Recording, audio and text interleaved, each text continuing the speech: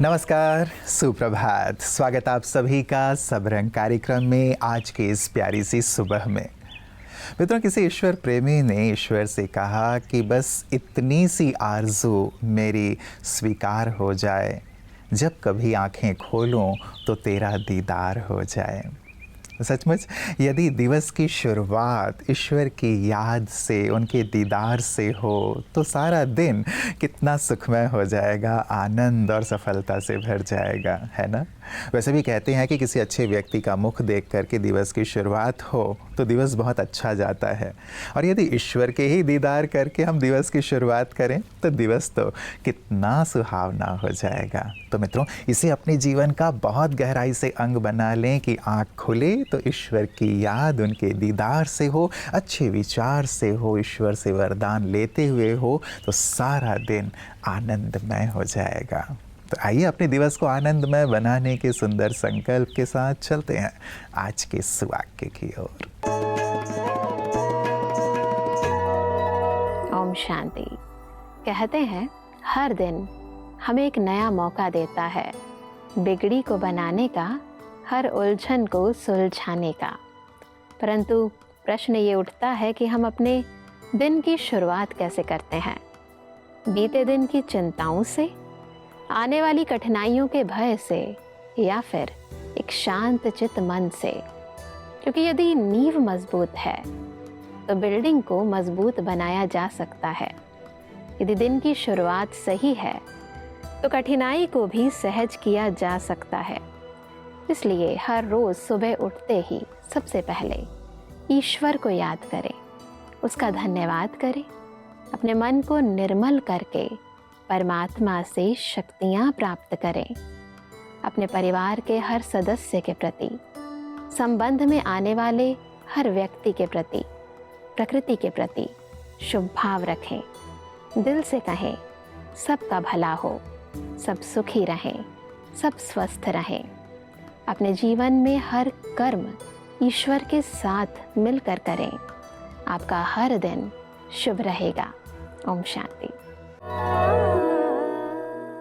मित्रों, कहते हैं यदि आप ईश्वर से क्षमा की चाहना रखते हैं तो दूसरों को भी उनकी गलतियों के लिए क्षमा करना सीखें। मित्रों, बहुत ही गहरी सी बात है।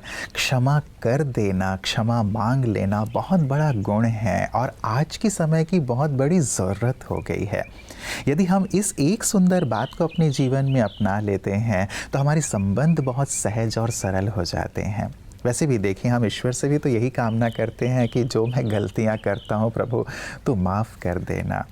तो जब हम उनसे कामना करते हैं तो क्यों ना हम भी संबंधों को अच्छा बनाए रखने के लिए औरों को माफ़ करते चलें। और साइकोलॉजिस्ट इस बात को मानते हैं कि जो लोग ऐसे सहज सरल होते हैं, औरों को माफ़ कर देते हैं, औरों से माफ़ी मांग लेते हैं, वो कहीं ज़्यादा स्वस्थ रहते हैं, उनका जीवन सुखमय रहता है, बीमारियों से वो मुक्त रहते हैं। तो इससे तो हमें फ़ायदे ही फ़ायदे हैं। तो क्यों ना इसे अपने जीवन का अंग बना लें। हेलो, ओम शांति। मैं बीके डॉक्टर साइली आज आपके सामने लेके आई हूँ करोनरी आर्टरी डिसीज, या सिंपल भाषा में हम जिसको कहते हैं हृदय विकार के बारे में आज हम बातचीत करेंगे। हार्ट को ये ऑक्सीजन और पोषण देने वाली जो ब्लड वेसल्स होती है, जो धमनियाँ होती है, जब वो ब्लॉक हो जाती है तो प्रॉब्लम में आ जाते हैं हम। और इसी बीमारी को हम कहते हैं करोनरी आर्टरी डिसीज। किन लोगों में ये बीमारी ज़्यादातर देखने मिलती है? सबसे पहला और इम्पॉर्टेंट रिस्क फैक्टर है एज, बढ़ती हुई उम्र। लेकिन आज के टाइम में हम देखते हैं कि बहुत सारे यूथ में ये बीमारी हमको देखने में आ रही है। क्यों?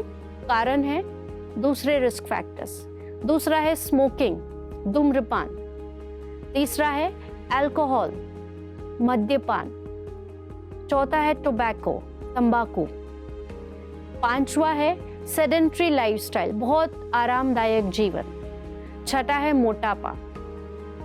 और सातवां और सबसे इम्पोर्टेंट है स्ट्रेस, तनाव, टेंशन, डिप्रेशन।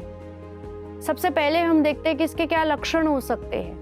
पहला होता है चेस्ट पेन, छाती में दर्द होना, या हेवीनेस फील होना, दूसरा होता है सांस फूलना, तीसरा होता है पैरों में सूजन आना, और चौथा होता है बहुत पसीना आना, एंजाइटी फील होना या पैल्पिटेशंस फील होना। ये इस बीमारी के लक्षण हैं। और अब इन सब चीज़ों से अपने आप को कैसे बचाया जा सकता है, ये हम अगले सेशन में जानेंगे। Thank you. ओम शांति। मित्रों, किसी ने ईश्वर से कहा कि हे ईश्वर, मुझे इतना नीचे भी नहीं गिराना कि मैं आपको पुकारूं और आप ना सुन पाएं, और इतना ऊंचा भी नहीं उठाना कि आप पुकारें और मैं ना सुन पाऊं। भाव मित्रों यही है कि हम यदि कभी नीचे आ जाते हैं तो हम अपने आप को दीनहीन ना समझें, और कभी जब जीवन में उपलब्धियां बहुत हो जाएं तो हम अपने आप को अहम से ना भर लें, लेकिन ईश्वर के साथ जुड़े रहें, उनके समीप बने रहें, तो हमारे अंदर ना तो हीन भावना आती है और ना ही बहुत ज़्यादा अहम का भाव आ जाता है, बल्कि मन में ये भाव रहता है कि ईश्वर ने ही मुझे सब कुछ दिया है। और यही तो अध्यात्म की भूमिका बहुत अहम हो जाती है। और यही कारण है कि हमारे विशिष्ट जन अध्यात्म को अपने जीवन में एक खास स्थान देते हैं, और यही अनुभव हम प्रतिदिन सुनते हैं विशिष्ट की बातें विशेष में। आप धर्म, हर एक किसी ना किसी धर्म को मानता है, और जहाँ तक आज की स्थिति देखा जाए तो कई बार ये देखा जाता है कि हर एक अपने धर्म को एक दूसरे से बड़ा मानता है कि हाँ, हमारा धर्म ही सबसे प्राचीन या सबसे ऊंचा या सबसे अच्छा। इस विषय पे आप क्या कहते? ये तो हमें गुरु नानक ने सिखाया है कि कोई धर्म किसी से ऊंचा नहीं है। गुरु नानक ने सिखाया है जी। गुरु नानक की फिलॉसफी थी सर्व धर्म की। अगर आपने गुरु नानक की लाइफ को पढ़ा है, उनके पहले साथी मुसलमान थे जो जिधर जिधर भी गुरु नानक देव जी गए उसके साथ गए जी। और वो रबाब बजाते थे, गुरु नानक देव जी गाते थे। और सिख धर्म में सर्व धर्म को मान्यता देती जाती। गुरु नानक ने हमें सिखाया कि सर्व धर्म, सब धर्म ऊंचे हैं, ठीक हैं।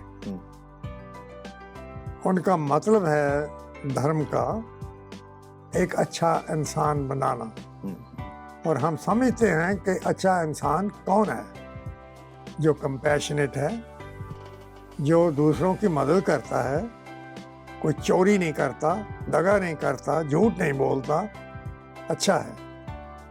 अगर किसी को ज़रूरत हो तो उसकी हेल्प करता है जी। ये गुरु नानक ने हमें बताया। बिल्कुल। प्रायः सभी धर्मों में, जैसे आपने गुरु नानक देव जी की बात कही, जो भी धर्म स्थापक रहे या उनके साथी रहे, उनकी कोशिश यही रही कि सभी को सम्मान दिया जाए, सभी को साथ लिया जाए और सभी के अंदर इंसानियत का भाव पैदा किया जाए। क्या कारण लगता है बलवंत जी कि ये जो मूल सभी धर्मों की शिक्षाएं थीं कि भाई आपसी एकता, भाईचारा, प्रेम, ये इस रूप में हमें रहना है, लेकिन इस मूल भावना को छोड़ के हम एक दूसरी जो भावना है, मैं बड़ा, ये बड़ा, इसमें आ गए? क्या मूल कारण आपको लगता है इसका? एक तो है किसी धर्म की शिक्षा जी, एक है जो उसको अपनाते हैं। जो अपनाते हैं, जहाँ लीडर बन जाते हैं, प्रॉब्लम उनकी है, धर्म की प्रॉब्लम नहीं है। ये मेरा अनुभव है और मेरा डिटर्मिनेशन है। अगर कोई झगड़ता है एक धर्म का दूसरे, ये धर्म नहीं कहता कि झगड़ो। गुरु नानक कहा, इफ यू हिंदू हैं, अच्छे हिंदू बनो। अगर मुसलमान है तो अच्छे मुसलमान बनो जी, तो आप अच्छे इंसान बनेंगे। मित्रों, मनुष्य की एक फितरत हो गई है कि जो उसके पास नहीं है वो उसके बारे में ही सोच सोच कर चिंतित होता रहता है, दुखी होता रहता है, और ईश्वर ने जो उसे प्रदान किया है उसकी ओर वो नहीं देखता और उसके लिए ईश्वर का शुक्रिया भी अदा नहीं करता। सत्य ये है कि जो प्राप्त है यदि उसके लिए दिल से ईश्वर का शुक्रिया अदा करें। बचपन से आप देखें ईश्वर ने हमें कितना कुछ प्रदान किया है, चाहे अच्छे स्वास्थ्य के रूप में, सुंदर शरीर के रूप में, अच्छे परिवार के रूप में, अच्छे एजुकेशन के रूप में। आप यदि लिस्ट बनाएंगे तो एक लंबी लिस्ट आ जाएगी आपके सामने, जिसके लिए अंतर मन से ईश्वर का शुक्रिया निकलेगा। और यही शुक्रिया का भाव, उन चीज़ों को देखने की दृष्टि आध्यात्म के माध्यम से ब्रह्मा कुमारियाँ सभी को प्रदान करती हैं, ताकि जीवन हमेशा खुशहाल रहे और चीज़ें संपन्नता और समृद्धि की ओर बढ़ती चलें, न कि हम मानसिक रूप से दुखी, परेशान या विपन्न रहें। आइए देखें कैसे वो शुक्राना का भाव सभी को सिखाती हैं पीस न्यूज़ हाइलाइट्स में। ब्रह्मा कुमारीज आंध्र प्रदेश के एलुरु में सेवा केंद्र के द्वारा विशेषकर डॉक्टर्स के लिए एक प्रोग्राम आयोजित किया गया, जिसमें मुख्य वक्ता के रूप में ब्रह्मा कुमारीज अंतर्राष्ट्रीय मुख्यालय से पधारे सीनियर रेडिएशन ऑन्कोलॉजिस्ट डॉक्टर प्रेम मसंद ने सभी डॉक्टर्स को इमोशनल स्टेबिलिटी के टॉपिक पर समझाया। इस कार्यक्रम में सभी गवर्नमेंट और प्राइवेट अस्पताल के डॉक्टरों को सेवा केंद्र की प्रभारी बीके लावण्या बहन ने शाल और मोमेंटो से सम्मानित किया। कार्यक्रम में मुख्य अतिथि के रूप में सुपरिंटेंडेंट, डॉक्टर्स, मेडिकल कॉलेज के प्रधानाध्यापकों ने भाग लिए। पूरे 25 प्रमुख सर्जनर्स, विशेषज्ञ डॉक्टरों ने कार्यक्रम में हिस्सा लिया। मित्रों, आज के सब रंग में हमने ईश्वर पिता की बात की, जो हमारे दिल के बहुत करीब हैं, हमारे जीवन के आधार हैं। उनके बिना हम अपने जीवन की कल्पना भी नहीं कर सकते। बस उनका नाम लेते ही मन कितना विश्वास से भर जाता है, शक्ति से भर जाता है। ऐसा लगता है कि सब कुछ सहज हो जाएगा, सरल हो जाएगा। किसी ने बहुत प्यारी सी बात कही है कि मैं कुछ ना बोलूं और वो सुन ले, वही परमात्मा है। और वो कुछ ना बोले, मैं उसे सुन लूं, यही मेरा विश्वास है। एक ऐसा अटूट रिश्ता हम उनके साथ बना लें कि हम कुछ ना भी बोलें तो भी उस तक बातें पहुंच जाएं, और वो कुछ ना भी बोलें, बस हमारी ओर देख लें, हम उनकी बातों को समझ जाएं और जीवन को सुकून, शांति, आनंद और सफलता से भर लें। क्यों ना एक ऐसा अटूट नाता हम अपने ईश्वर पिता के साथ बना लें, तो जीवन कुछ और हो जाएगा। जीवन जिस चीज़ के लिए है वो चीज़ हो जाएगा, अर्थात आनंद के लिए, औरों के कल्याण के लिए और औरों को प्रेरणा देने वाला। गहराई से विचार कीजिएगा और ईश्वर पिता के साथ ऐसा ही अटूट रिश्ता कायम कीजिएगा। कल पुनः इसी वक्त आप सबसे मुलाकात होगी। नमस्कार, ओम शांति।